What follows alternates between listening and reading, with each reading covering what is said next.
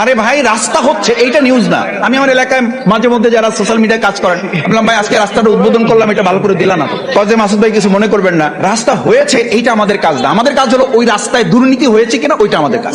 ওই রাস্তার বাজেটটা ঠিক মতো পাস হয়েছে কিনা, বাজেটটা কার্যকরী হচ্ছে কিনা, এটা হলো আমাদের কাজ। এই রাস্তার কাজটা কোন জেলায়, কোন উপজেলায়, কোন শহরে হয়েছে সেটা কিন্তু আমি জানি না।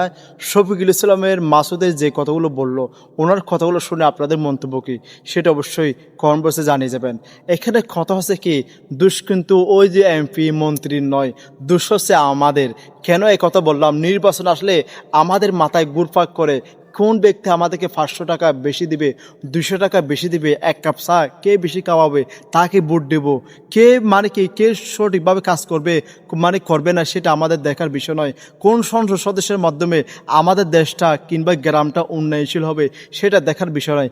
আমাদের মেন ফোকাসটা থাকে ওই যে 500-1000 টাকার ভিতরে। কথা হচ্ছে কি এটাই, আসলে এই যে রাস্তাটা করলো, আসলে কি এখানে সংসদ সদস্যকে দোষ দিয়ে কোনো লাভ নাই। আচ্ছা দেবিদ্বারে হাসান আব্দুল্লাহ তো রাস্তা করছে না, সেখানে এই যে রাস্তাগুলো কি হয়েছে কোনোদিনও আপনারা দেখাতে পারবেন না, কারণ দেবিদ্বার মানুষগুলো টাকাকে গুরুত্ব দেয় নাই। আপনারা টাকাকে গুরুত্ব দিয়েছেন বলেই এরকম রাস্তা আপনারা পেয়েছেন। আপনাদের মনোভাব যেমন, রাস্তা পেয়েছেন তেমন। দোষ কিন্তু এমপিকে দেব না, দোষ দেব তোমাদেরকে। আপনাদের 500-1000 টাকা লোভ সামলাতে না পারে আপনারা ভোট দিয়েছেন তাকে, চোর ডাকাতকে ভোট দিয়েছেন, এই দিন তো আপনাদেরকে দেখতেই হবে।